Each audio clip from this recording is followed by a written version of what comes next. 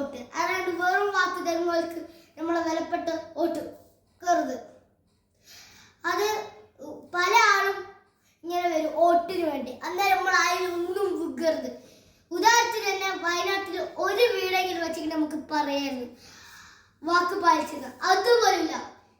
പണ്ട് UDF ഭരിച്ച ഇരുണ്ട കാലത്തിലേക്ക് ഞങ്ങൾ അയക്കുകയാണെങ്കിൽ നിങ്ങൾ UDF വോട്ട് ചെയ്തത്. അതല്ല, തുടർ ഭരണോ ഞങ്ങളെ ഭാവിക്ക് വേണ്ടിയാണെങ്കിൽ നിങ്ങൾ LDF വോട്ട് ചെയ്തോ.